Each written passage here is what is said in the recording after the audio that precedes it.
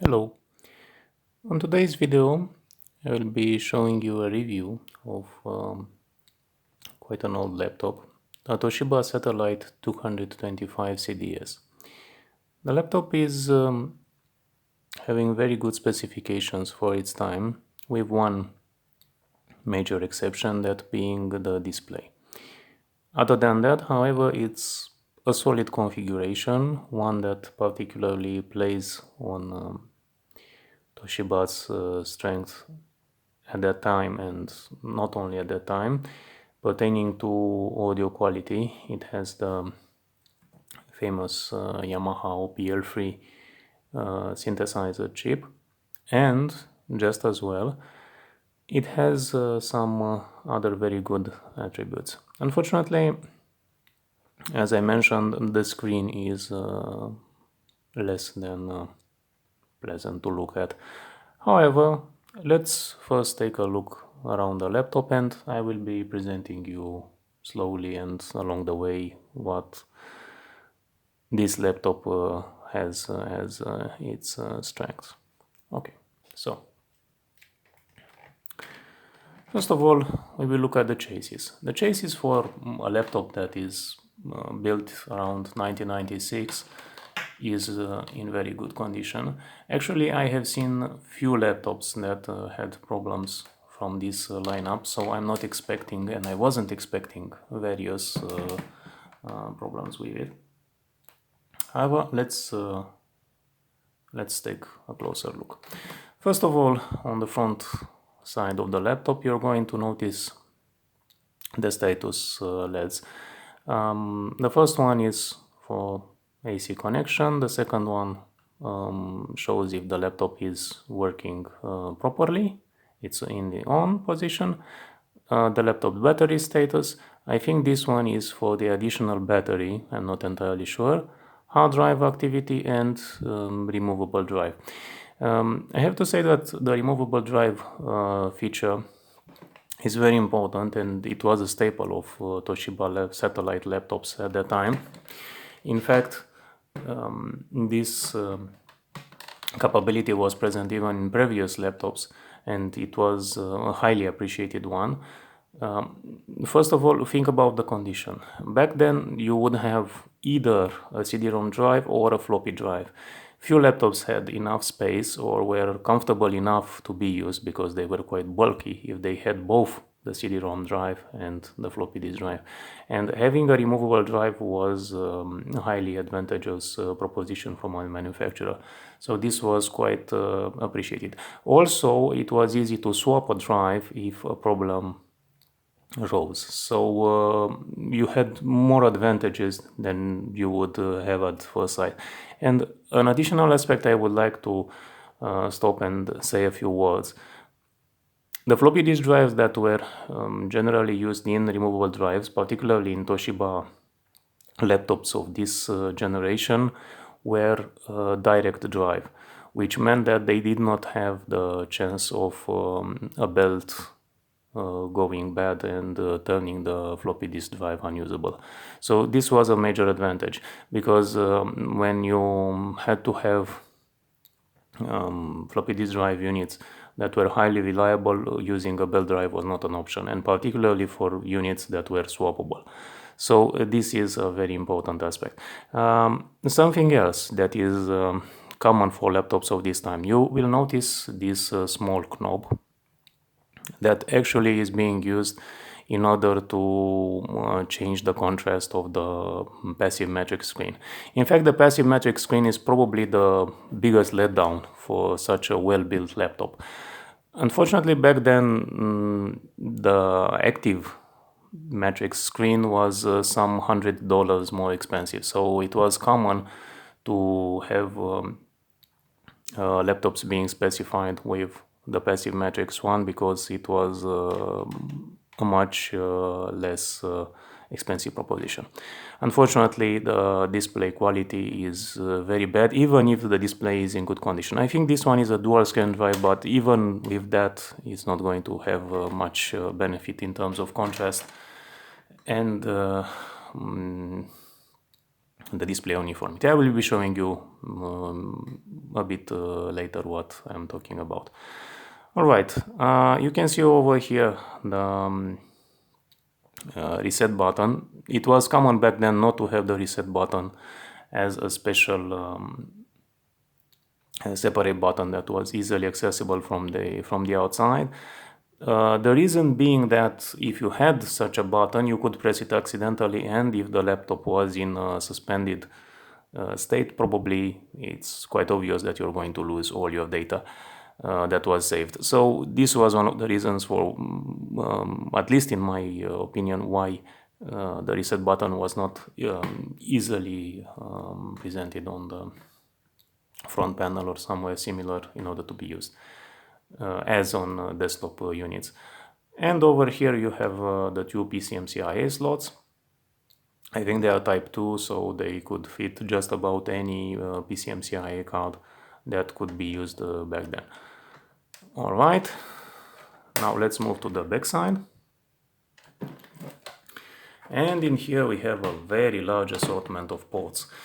The most important one, in my opinion, at least for a vintage laptop, is the USB port. Very few laptops back then had USB ports, particularly for Pentium 1 model, and which this one is, which meant that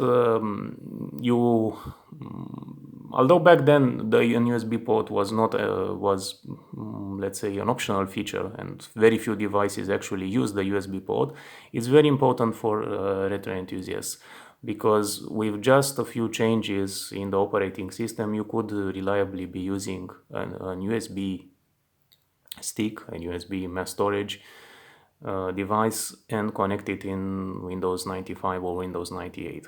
So you have massive options in order to simplify the way in which you are going to have your software on the laptop. So this is highly advantageous. The infrared port was common on most laptops, and Toshiba made no exception on this. The printer or LPT port, the VGA output, and the serial port.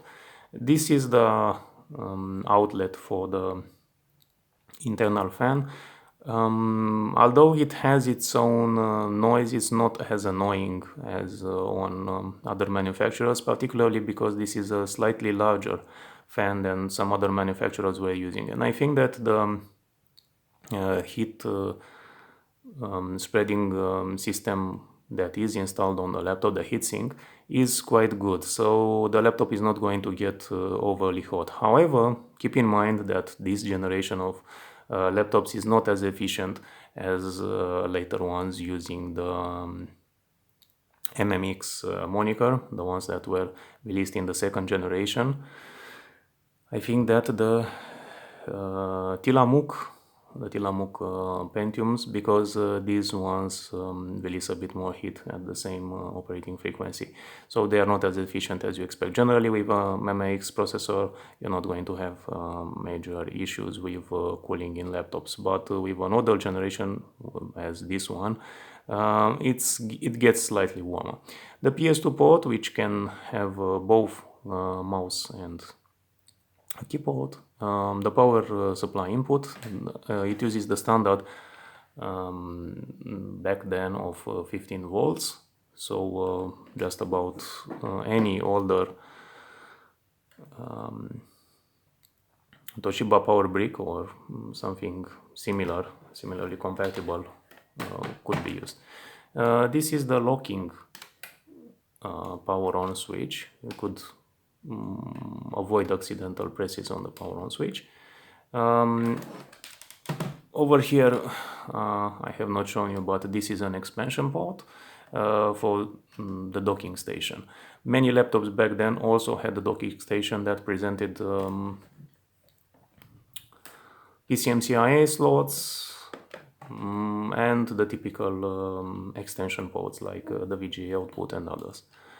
And over here, if I remember correctly, it should be the external floppy drive unit. So this laptop actually had the capability of using both an internal and an external drive. It was not the only laptop that could do so, but this was generally a feature that only professional branded laptops had, and this Toshiba is no exception. This is the underside of the laptop. As you can see, this laptop was originally supplied with a disk drive that I think was around 1.4 gigabyte storage. So it was plenty for 1996. Of course, just a few years down the line, this was entirely less. This was clearly less than you would like. The internal battery, of course, it was removed for safety reasons. I think that it slides, if I remember correctly. Okay, and this is the typical battery.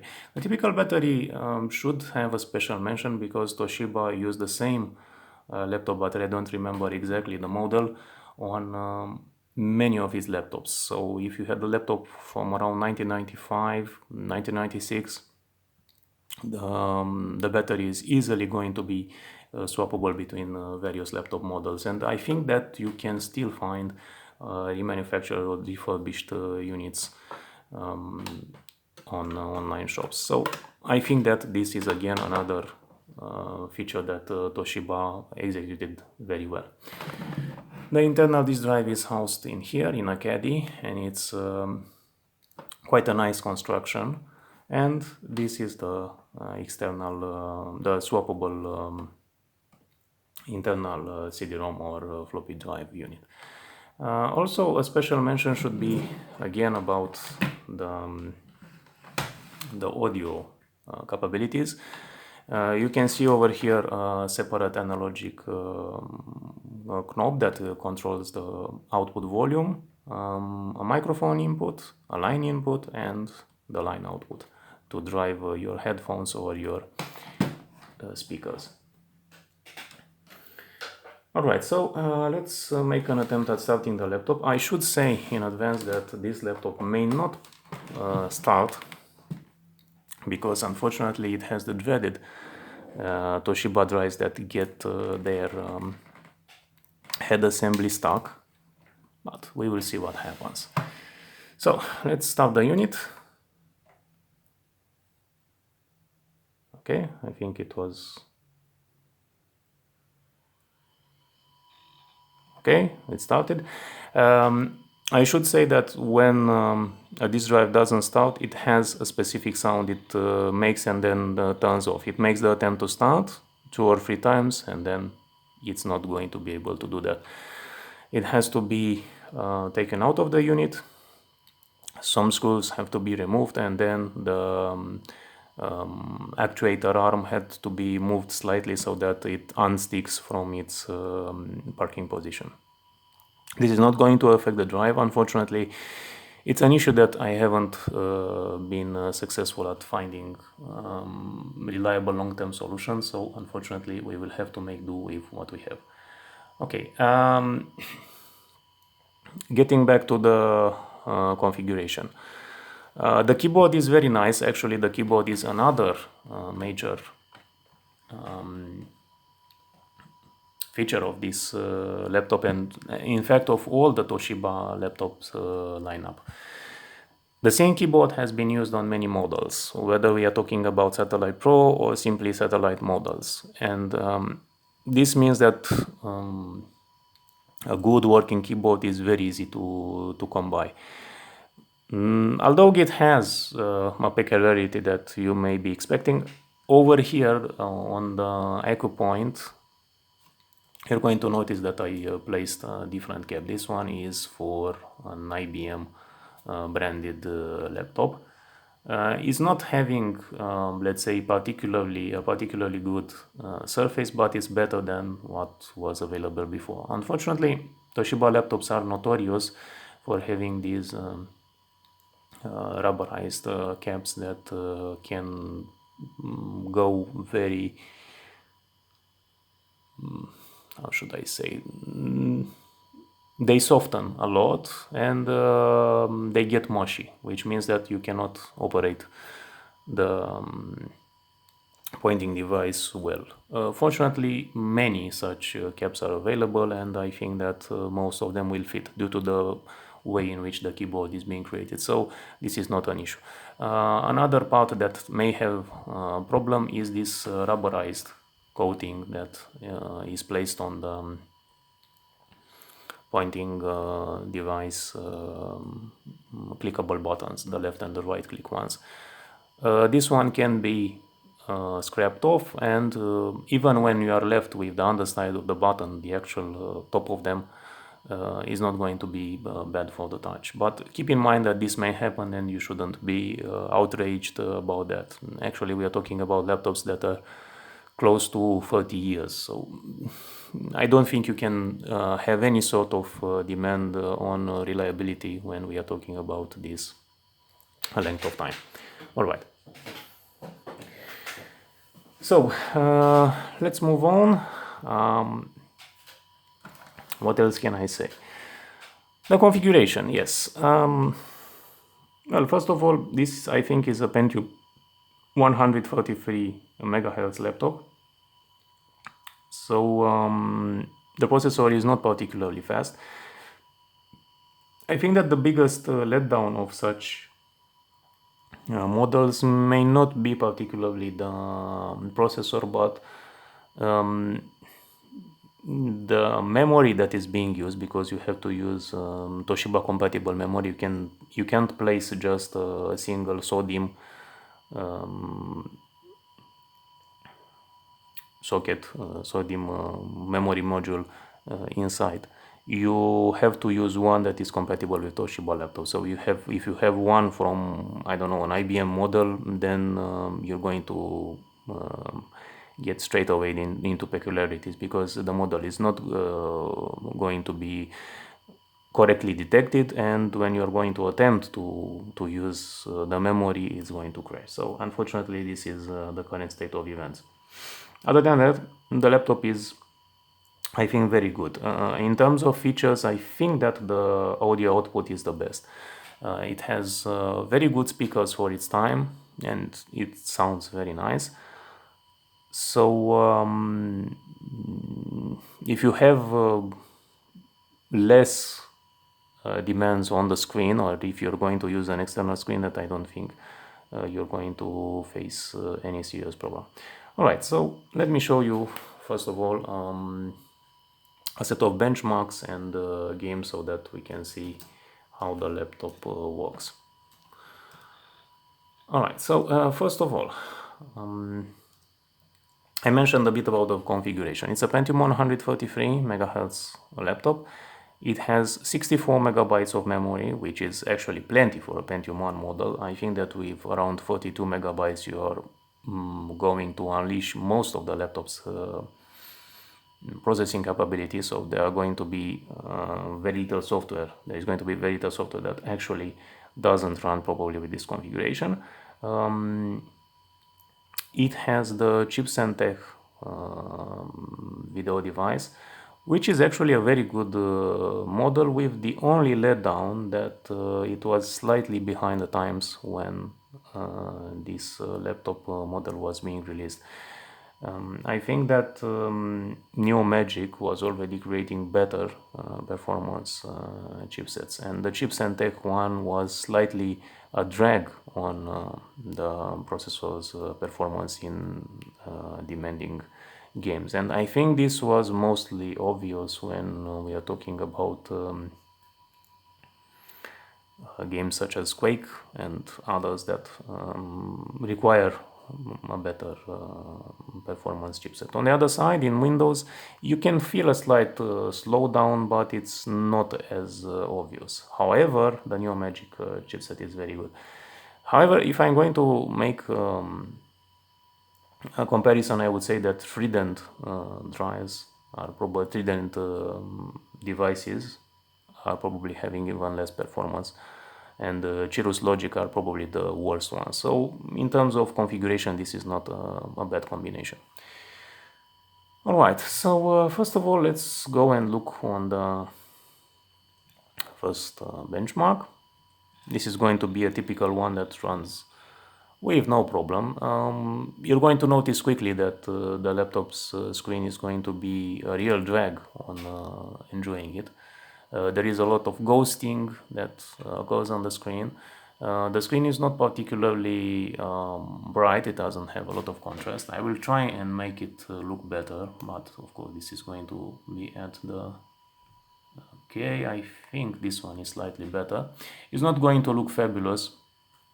Keep in mind, if you notice some smudges on the screen, they are actually from the way in which it looks. Actually, what you have in front of the camera is a very good passive matrix screen, because frequently with these models you're going to notice pixels that are rainbow colored. You're going to notice a lot of artifacts that are visible on the screen. Of course, there was no FPS frames per second counter, but this is not a problem. It's an issue when it runs just way too fast. So let's go and see the other one, and of course this one is going to present result. The other program would probably show the same value. So a 91.3 frames per second value is very good. This actually ensures that when you're going to run Quake, at least in the native resolution, is going to be perfect. Probably more than 40 frames per second, or if not, I think that is going to be even better than that. But we are going to see. I don't remember exactly how much performance you can get in Quake, but I think that is going to be more than enough for this situation. All right. Let's move further. Okay, we have the quiz benchmark. Again, you're going to notice 3D artifacts due to the screen. This is actually one of the major reasons why using such a screen in CAD applications was not at all pleasant. Of course, most people didn't have the expectation back then to do such work. Passive matrix screens were used mostly for office work. Alright, let's see the next one. This is an old benchmark. Actually, it's useful to run such old benchmarks in order to have a good way to compare various laptops. Even if values are actually off the charts, it's good because you will notice another major feature that I'm going to present. The fact that these laptops have a CPU slowdown capability that can be engaged very easily. So with just a few key presses, I think function F2, you can slow down the processor severely. As you notice, the performance dropped to around half. So from Pentium at 143 MHz, you're going to get at Pentium at around 16 MHz. So you see 522 MHz, because the CPU performance is going to be computed in real time. And yeah, as you can see, 1000 MHz. Equivalent, of course, because we are talking about a native computer and this one is a Pentium, so it's many generations after the release of such old computers. However, you have noticed the most important fact that you can have the CPU slowdown capability, and I think this one is particularly important for CPU speed sensitive games, and there were quite a few back then. Alright, let's move further. I think this one is again a very good benchmark. It runs in SVGA resolution, so 640 by 400, which means that it's going to stress much more the system, and it's going to show some issues if you have SVGA games in your mind, because ultimately you're going to run into performance limitation situations. The video chipset is not bad. It has, I think, around 2 megabytes of video memory, but it's not very fast. And particularly in SVGA games, this matters a lot, how quickly the data can be moved on the memory bus.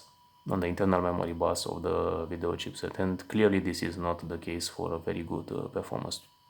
12.6 frames per second. Think about it. Quake was generally considered to be playable at more than 15 frames per second. So if you want to run it in 640 by 400 resolution or 640 by 480, it's not going to be pleasant. It's going to be playable, but not much.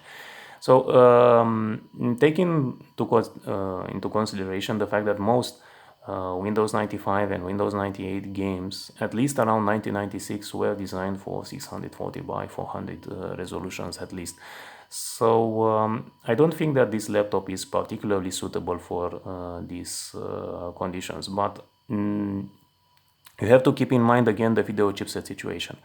Toshiba manufactured laptops even with a 233 MHz processor with roughly the same video chipset. So the performance is not going to be much improved from these values when you're going to run games at that resolution. So keep in mind that Toshiba laptops of this generation and of similar generations, so built around 1996, 1997, are not going to be particularly strong performance in high resolution games.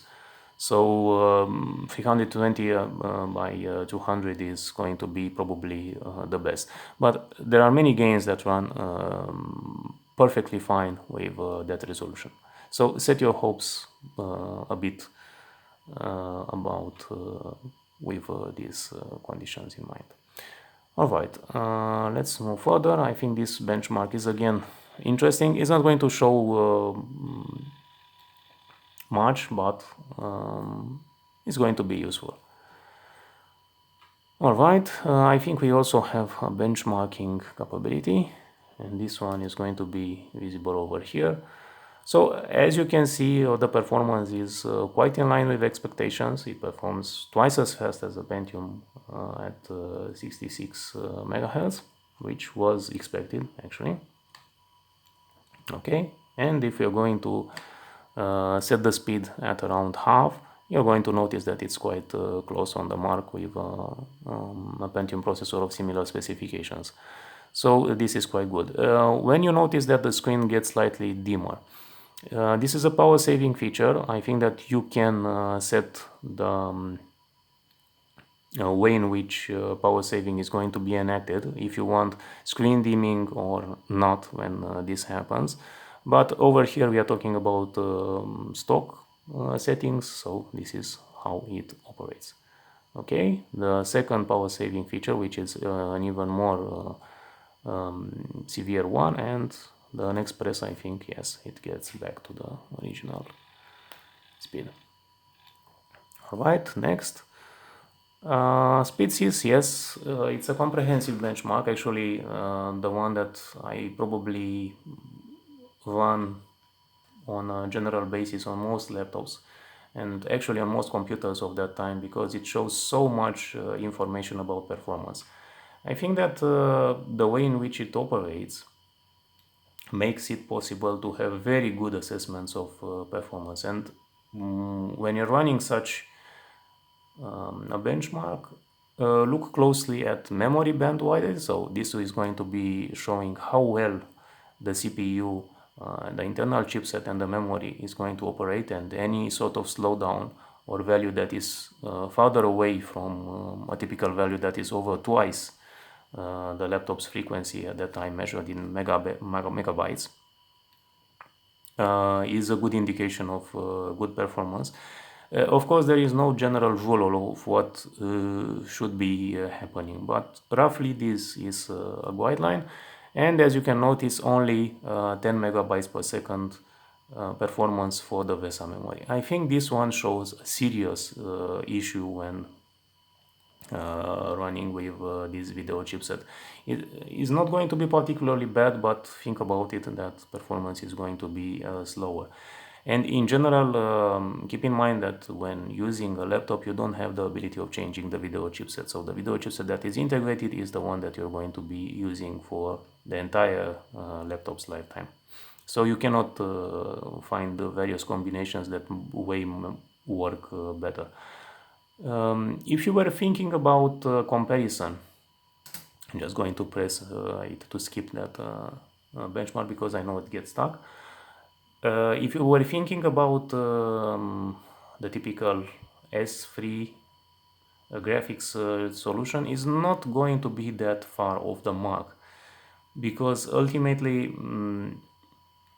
when we are thinking about the performance on these laptops generation and other similar models is not going to be that far off. The performance, as you can see, is quite consistent. In general, there is a pattern with the performance on the memory throughput, L2 and L1 cache. So when you're seeing a particular pattern and you know it, you're going to understand very quickly what happens in a particular game or application. What is going to be the most important bottleneck? Is it going to be the processor itself? Not likely. Is it going to be the L1 cache? No, because it's integrated in the processor. The L2 that is integrated on the motherboard may not be performing particularly fast because they use the chip solution, or it may be the memory implementation. If not, the video chipset is the most likely culprit. But you're going to have a very good understanding of what happens the more games you're going to run in applications, because some of them are going to be more sensitive on CPU performance, while others are going to be on the video chipset. In general, Quake, I think, is sensitive first to CPU frequency and CPU performance, which is obvious. But on the other hand, it's going to be sensitive particularly in higher resolutions on the video chipset. All right, and I think this one is close to the last benchmark I'm going to show you. This one is not particularly important, but again, it shows what your current expectations might be. You may be surprised to find out that this laptop can be somewhat compared with 486. Well, I think that it was a very fast 486. And the second aspect is that probably the video chipset is going to be the most likely slowdown in this case. So don't mind too much the results, and this is not a great performance assessment tools in some situations. All right. Now, we should talk about serious games. Serious games means games that were very popular back then. And we're talking about Doom, Quake, and derivatives, games that use the same graphics engine. In general, Doom is not going to be an issue because Doom is not particularly a game that is very demanding. It runs perfectly fine on 486 at 66 megahertz, so using it with any sort of Pentium processor is going to work just fine. However, in Doom, the graphics chipset may be one of the causes for slowdowns. In this case, you're not going to notice any such situation, but ultimately you should keep it in mind that even if you have a 486 and you have it at the right frequency, is not a given that it's going to run without issues. So I'm expecting quite a good performance. As you can see, smooth running. Unfortunately, the game is not pleasant to play due to all these screen artifacts, and I don't think that there is a reliable solution to this. You may be wondering if I could make the contrast any better when running such games. It's not a clear-cut situation. I could be trying to make the screen less bright, but then it's going to run into situations where it's going to affect the reproduction of darker shades, and I don't want to particularly be concerned with that. Okay. This is the typical hard drive sound. You shouldn't be surprised. Hard drives were not particularly silent back then. Okay, let's run the Quake benchmark.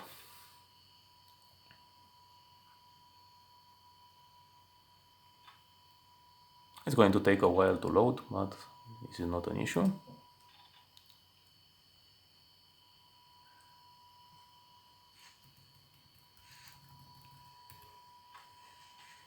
You can already hear the typical sounds. It runs perfectly fine. So let me see. No, I have to remember which one is the right key to trigger the console. Just a moment. No, this isn't the one. Oh, this is the one. Okay. So, sorry for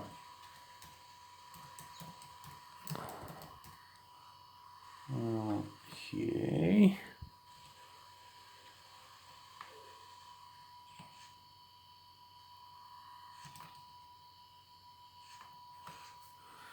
And right now you're going to see it running. I think it's going to have a very good performance. It runs very fast, clearly over 60 frames per second. And I don't think there are going to be any slowdowns. So the performance is going to be solid.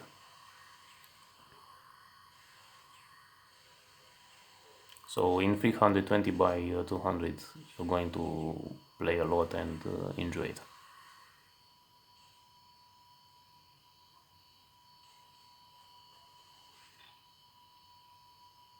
Okay, let's see what performance we've got. 27.6 frames per second. Good performance. I was expecting more. I don't know why I said 60 frames per second. Probably it's due to the way in which the screen looks that made me have such unreasonable expectations. So 27 frames per second. With a game of its time, I think that around 40 frames per second is a very good value.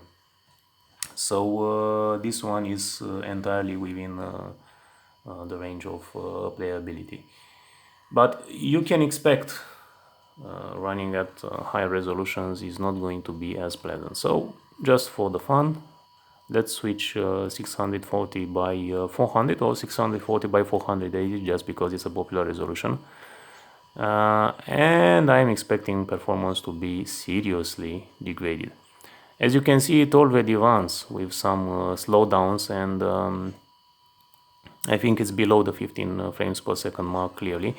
We can run again the time demo, but I think that it's going to be seriously affected. So not a good choice. With such a video chipset, I think that around 400 by 300 is the highest resolution you can probably run some games with reasonable performance. I think that in the 20 frames per second range. But with anything above that, you're just stretching the limits. And I think that is good to know. For many retro enthusiasts, nothing I'm saying is new, but for others that are just trying to have a lot of fun with all the technology, it's good to know where you should be placing your bets, because ultimately you need to understand that this was how some things were meant to run, and there is nothing wrong with what happens. Right, I think that it's almost at the end. Due to slowdowns, I'm expecting something around the 10 to 12 frames per second range. And as I said, that is not a problem. I'm not expecting the system to run smoothly at that resolution, and particularly when the game was released. Any resolution that was beyond 640 by 480 was totally out of the question. You could be running on some very strong systems, but I think that most were limited to 320 by 200, the typical MS-DOS resolution. Alright, let's see. 10.3 frames per second, entirely within expectations. Alright, I'm just going to set the resolution back to, no, it's the default one, 320 by 200, so if I just going to exit the game, it's not going to be affected by it. Alright, next I would like to also show you a very good benchmarking application before going and running some other stuff in Windows, because we are also going to run Windows. Okay, And SSI, I think that it's going to show a lot of information.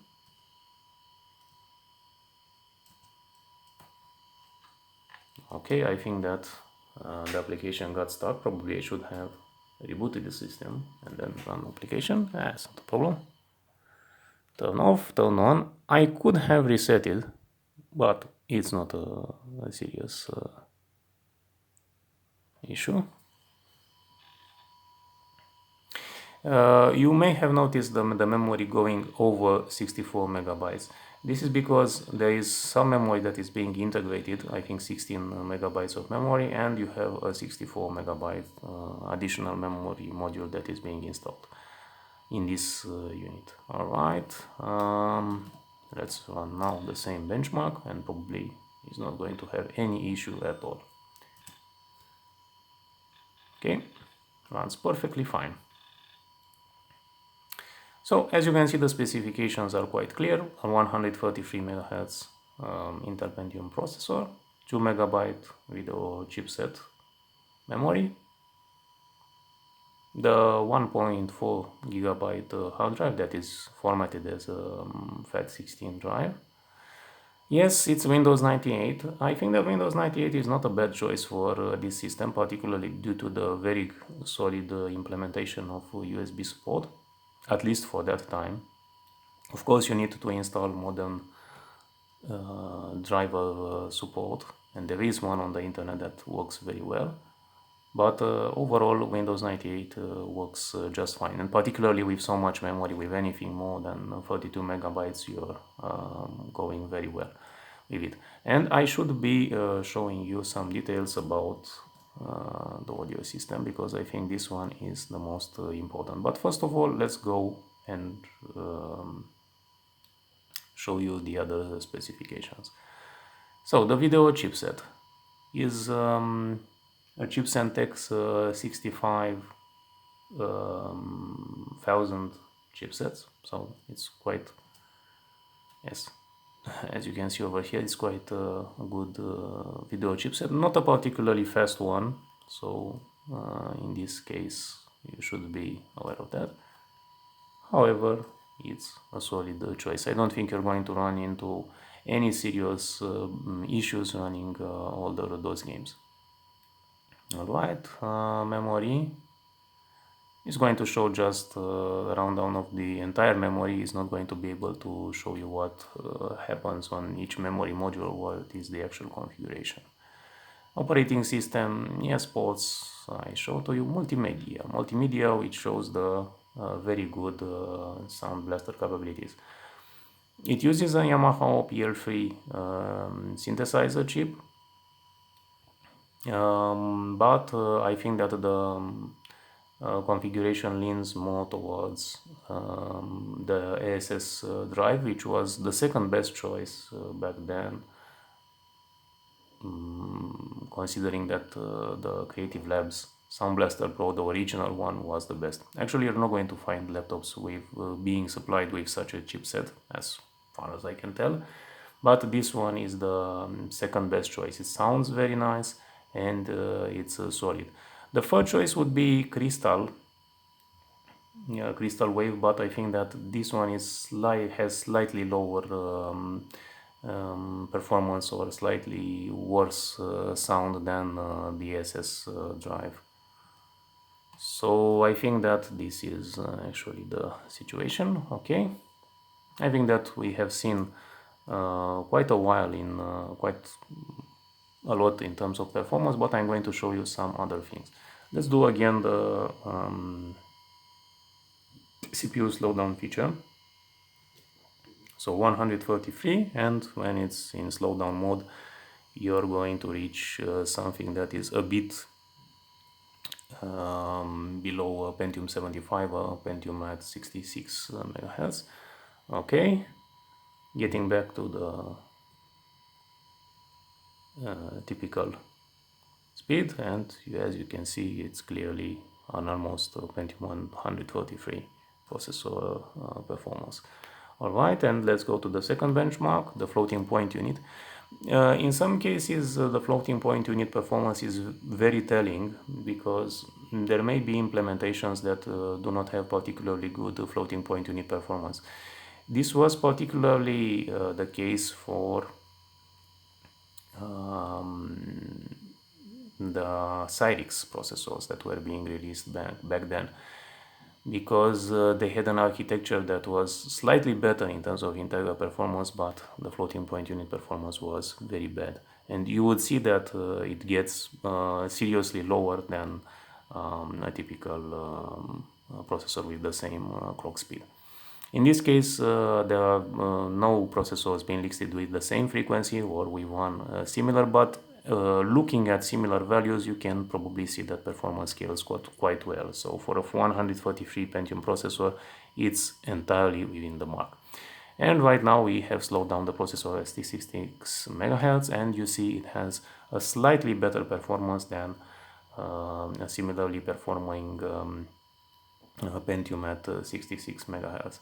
So this is a good show of performance and goes on to make the case for these laptops as some of the best retro laptops, with the only sole exception, because I need to have such a remark, of not having a brightness control for the display. The display can be set into a high brightness and low brightness level, but there is no discrete control over it. So you should be aware of that. With other laptops, you don't have any problem in setting your favorite brightness level. Alright, this is an artifact. I don't think there is a particular problem with this laptop, but it's good to be aware that such a thing can happen. I think that after the application is going to be closed, we are not going to see the problem anymore. I don't think it's an issue. As you can see, that was a screen saving feature, so there was just a small incompatibility in this case. Alright, to avoid any sort of problems when running Windows, I will reboot the system. I have actually installed an application that is going to make a reboot and shut down very easily just by entering the command line.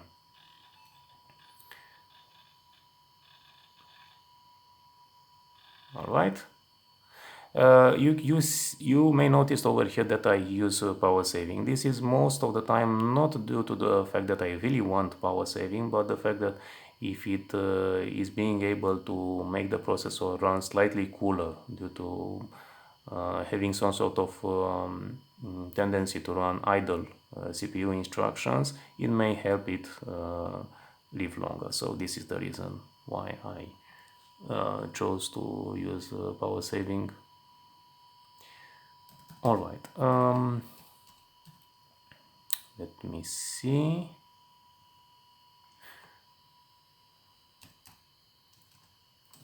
First of all, let's run some Windows 3.1. Actually, I think it's Windows 3.11. If not Windows for Workgroups, because they look the same on the splash screen if you have installed a particular driver. Drivers could generally replace the splash screen of Windows, which makes it less obvious what kind of version you're running. But in general, the differences are very small. As you notice over here, caching is not running. This could be slightly solved by running smart drive, or it could be solved if I was using the native fast caching support of Windows. Unfortunately, both of these options are not quite great, because if I'm going to use smart drive, then clearly we are going to have some issues with running Windows 98, because on a dual boot system you have much less choice of having everything running smoothly. I'm just trying to make the screen look good on camera, but I think that this is not going to be easy. because there is an issue of exposure that is not going to be particularly great. So I think that that's the best we can hope with such a screen. Even in person it's not great. Over here you may notice that focusing, okay, this is the best focus I could master. Alright, so let's run some benchmarks, and I think that this one is going to be a very good one.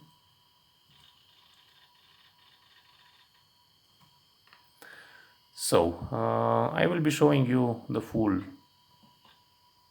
benchmarking suite. This is typically a test that is very telling. In CAD applications, the chips and tech graphics device performs very well. And some chipsets that were being released by Trident are going to fare quite particularly bad. In this case, it's a good way of communication between the processor and the graphics chipset. I'm not entirely sure if this is going to be visible in other applications, but as far as I can tell in AutoCAD, I think it's going to feel better when redraws and other actions are going to be, other commands are going to be executed. So this is well to know. The spreadsheet test unfortunately shows a slight issue with chips and tech solutions. The performance is not bad in itself, but it's less than you would hope in terms of the ability to shift the image back and forth. The Neomagic chipsets are much better in this respect, but this is a good performance. And the painting test is not going to fare as well as the CAD test, but it's going to have quite good performance. You have noticed the internal fan kicking in. It's not annoying, but it's noticeable. It's a single speed fan, so you don't have to expect anything that could vamp up and down the fan speed. Is going to be either turned on or off. As far as I can tell, you can turn on off the fan if you're going to engage the power saving feature. But first of all, let's also run the word processing test. Slight slowdowns over here are due to the hard drive access, because the performance otherwise it's quite good, not the best one, but quite good. If we are going to run the processor at half the speed, because I think this one is also helpful, you have noticed that the fan has been turned off. This is a power saving feature, but it's going to be turned on again if the temperature is not right, and probably if it's not going to decrease that much. Okay, let's see the same test. 269 before, right now 153. So as you can see, the performance doesn't get up to the half with half processing power, because the processor runs out now at 66, not at 143. On the other hand, the performance is slightly high. You have noticed in this particular test that the performance hasn't dropped that much. It was 85, now it's 73. This is due to the fact that this particular test is very much dependent on the video chipset performance and not on the processing power. Over here, yes, as you notice, it was affected so much, almost half the performance was lost due to running the processor at half the speed. 146. I'm expecting here over again. Okay, you notice? So I was wrong. It uses two fan speeds, not one. 110. So it was almost half the performance. So again, a test that is dependent on processing power. And the word processor test. 43, so again half the performance. Okay, let's run the processor at the typical speed. Okay, I think right now it runs at full speed. So we had quite a good performance, and I think it runs well what I wanted to show with most of these situations. Alright, if you are making an attempt to run another application, you're going to notice that is going to be just perfect. All the churning is just due to the fact that it's also it has multiple speed levels. I think this is the third fan speed. I'm a bit surprised because I have not used the Toshiba laptop in a while, but as you notice, it's quite a solid performance. Keep in mind that back then some laptops had only a single speed fan capability, so this is already a very good performance. As you can see, no problem when trying to run this application, other than the screen updates is slow, but for text editing is not very bad. So this was probably the most likely use of laptops with a passive matrix screen. Alright, and right now let's try and see how Windows 98 runs, and of course I'm going to run some games in Windows 98 as well. Okay, I'm going to reboot again to avoid any sort of lingering issue with some memory that may not have been properly released. It's not essential, but I'm doing it as a precaution. Okay, and let's run Windows 98.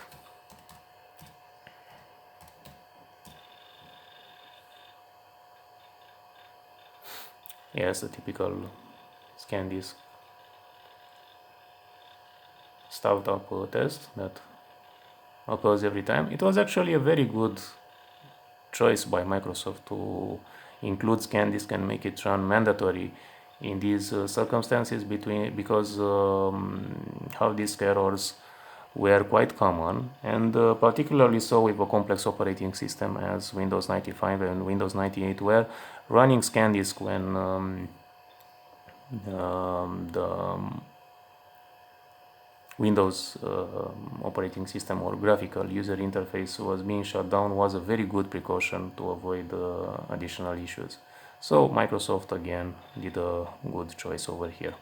Actually, most modern operating systems, and we are talking about Windows 10, Windows 11, and even older ones, do not have any sort of issue in running these tests when needed. So it's good. Even if the startup takes a bit longer, you don't have to be particularly concerned with this. It's the slow hard drive mostly to blame.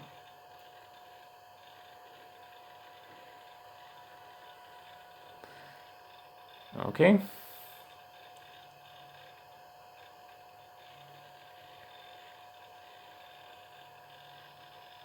And clearly this hard drive was a bit on the lower side of performance, even if the performance has not been degraded that much.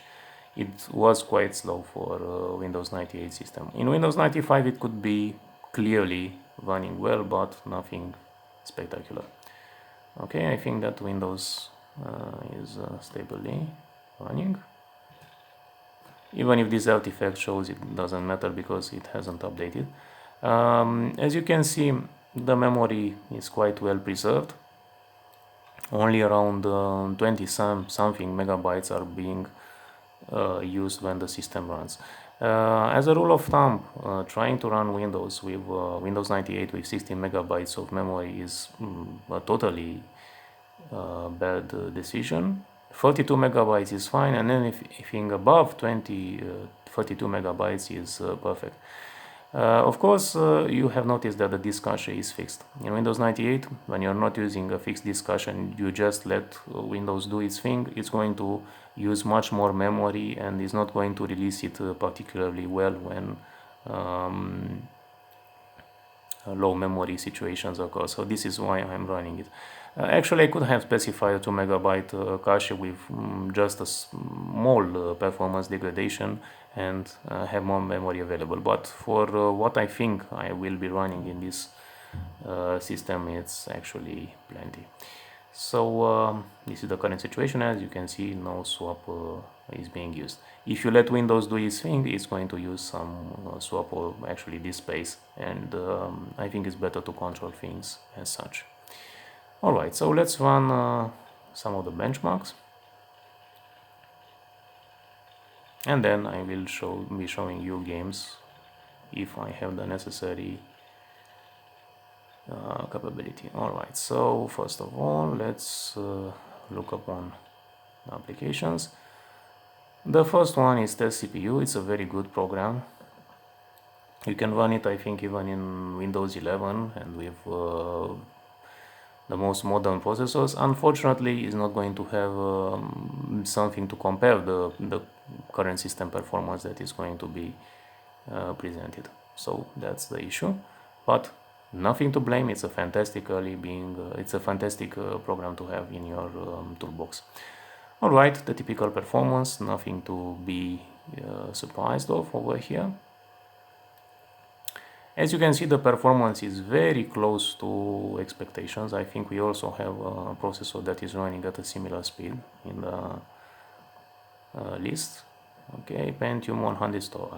Damn it. It was just a bit loose. Okay, Intel Pentium at 143. So as you can see, the performance is very close to a typical baseline scenario, and this was to be expected. And the second one, this is again another very good test that is showing consistent performance improvements as you get further on the CPU performance. Even generation after the generation is going to be very reliable. These tests are going to require a few seconds on all the systems, but any modern system is going to get past them with flying colors, and I think that in less than a tenth of a second. So just think about the performance we are having over here. Is fantastic, of course, in modern times.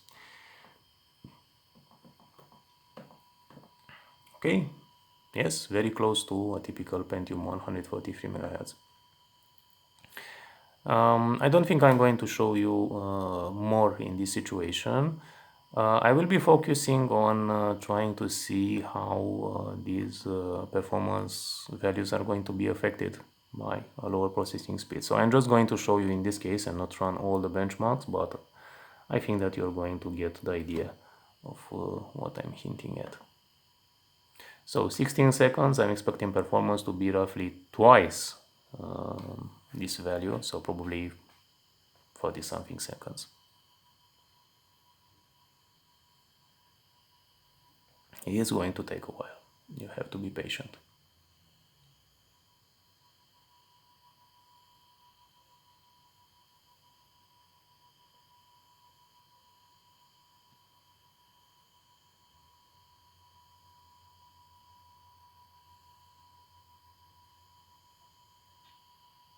Okay, 35 seconds. This was entirely within expectations.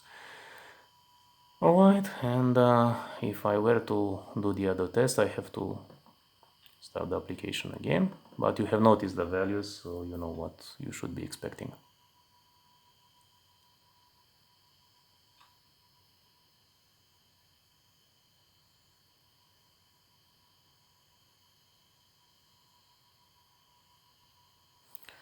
Okay, it still says Pentium at 133 MHz, but of course the performance is not there. If you remember, this value was around 80 megabytes, so now it's half. And probably it's very close to what 486 would do roughly at that frequency. Of course, it's going to be a bit above the performance of a 4086 because it's ultimately a Pentium, but it's not going to be that far off. As you can see, the performance is close to a Pentium at 60 MHz. It's actually 66 MHz. So probably I'm expecting it to run quite well in these circumstances. Alright, let's get back to full speed and run some games, because I promised that this is what we are going to attempt further.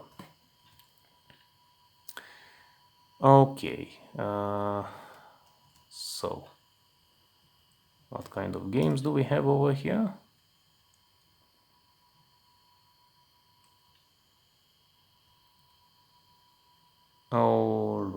so we don't have Windows games, but that's not an issue. Alright, so then I'm going to show you some DOS games again, but running in different resolutions, because this one is also good. Unfortunately I pressed shutdown, so I need to restart the system to do a cold start, unfortunately. Okay. But keep in mind that running Windows games is not particularly fun. If you were thinking about Need for Speed 2 Special Edition or any game roughly from that time, or Ignition, or any other racing game or fast-paced action game, is going to be a very bad choice. So ultimately what you haven't seen over here is not an issue. I'm going to show you precisely what I'm talking about. Sorry. Okay, let's see. So first of all, Doom, you have quite a good grasp of how Doom runs, because you have noticed. However, just for the fun of it, I will show you exactly what you can expect.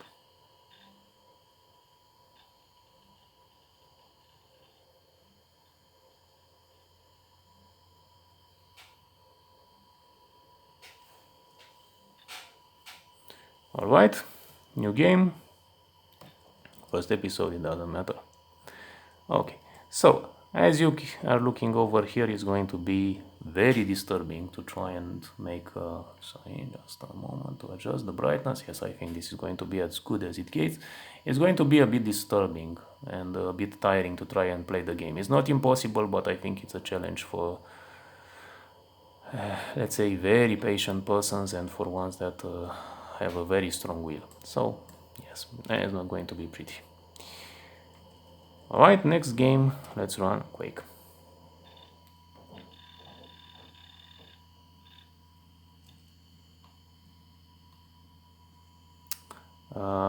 Yes, we could be going and running it from here, because actually it's the same game. It's not running in the we're not going to run benchmarks, but just to show you how disturbing it is in the case of such a game. All right.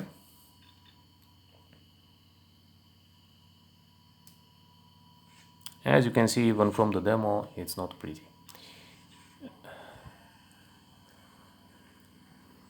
But let's see how it actually feels.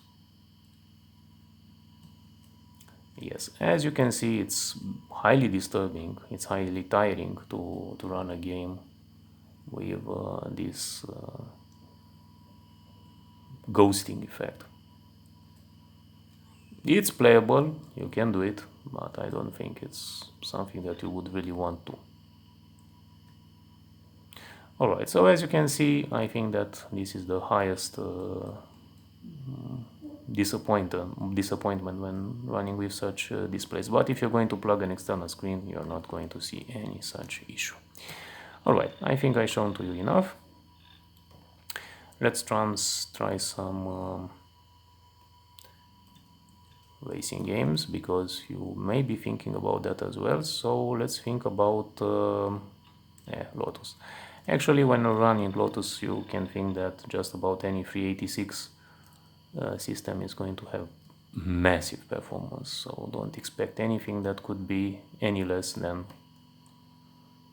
top speed with a Pentium system.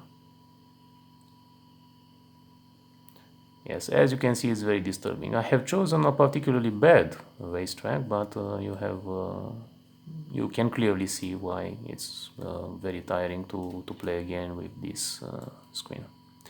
Alright, I'm not going to show you more. Let's switch to another one. Wolfenstein 3D, yes. Since it's an older game and there is much less that happens on the screen, I don't think you're going to see major issues as on others, but still it's going to be disturbing. When you're moving, you can notice clearly that it's going to be annoying, but other than that, it's not going to be very bad. I think you can successfully play such a game with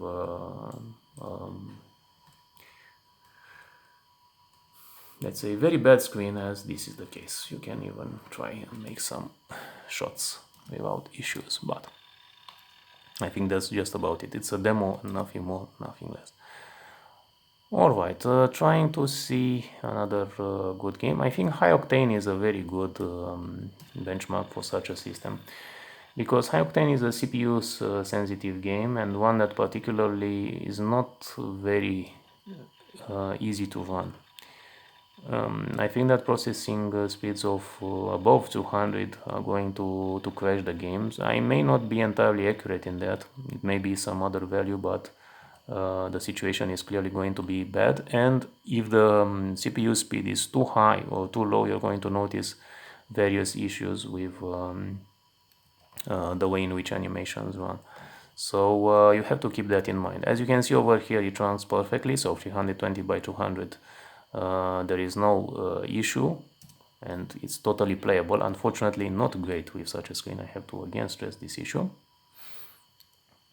But as you can clearly see, it's highly annoying. However, if you're going to run the game in 640 by 480 resolution, which is going to look very nice, it's going to be extremely slow.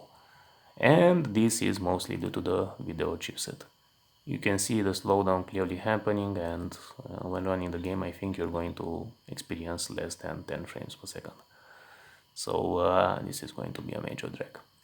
But keep that in mind. If you're trying to run games at high resolutions, it's not going to be a good solution with such a system. Okay, let's run it in the standard resolution, and let's exit the game because I don't want to spend any more time in this. Okay, I could be running Speed Haste. Speed Haste is actually a very bad game. It had quite good graphics for its time, but unfortunately it's a game that has, even for an arcade game, it's bad. Reasonable music, but the race tracks are very boring, and worse than that, they don't have any sort of slope. The AI or the competition is horrible, and it's a game that is overly flat. You can clearly see, however, the issue with this screen. Probably you can play the game, but don't expect a lot of joy from it, other than the fact that it was a game that some people knew and it doesn't take a lot of space. I think it's a game that uses less than 6 megabytes of disk space. Okay, so I think that I've shown to you most of what I had in mind with this computer. Overall, if it's good or bad, you have to decide for yourself. I think that mostly it's a very solid configuration. The only major letdown is the screen. And if you thought about replacing the screen, I can clearly say from my own experience that it's very difficult. You cannot properly replace the screen with another unit, even if you can run it. I think that there is something that has to be changed on the video adapter in order to be able to run such a screen. So you need much more than just a replacement screen and just plug it in and that's it. The audio system is a solid one. The laptop is very pleasant to use because the keyboard sits quite low on the desk or the surface you are using, so it's not going to be tiring. The keyboard feels very nice, although it's a membrane keyboard. It has a very nice touch feel to it, and the underside feels solid, which is again very good. Keyboards, as far as I can tell, have been highly reliable, so it's highly unlikely that you're going to find one that doesn't operate properly. The disk drive and the additional capability, and particularly the USB support, are very strong features of this laptop, and I think that overall it is a very good choice if you can find one in good condition. However, as I said, try and look for the CDT, or the one that has the passive, that has the active matrix screen and not the passive one, because you're going to waste a lot of fun with that one. if you're not having the same specification. So think about that. Do not look for the model with the passive matrix screen. If possible, look for the active matrix. If you find a passive matrix one, then use an external screen. Right, so I think this just about wraps up the presentation. Performance is solid. And the laptop's build is very nice. The fact that it's quite a thin laptop for its time is again another very nice feature. Unfortunately, as I said, the screen is the biggest letdown, but take into account that this was typical for some laptops that were being released at that time. Alright, so I will shut down the system, and I hope you enjoyed the video. Thank you very much. Have a nice day.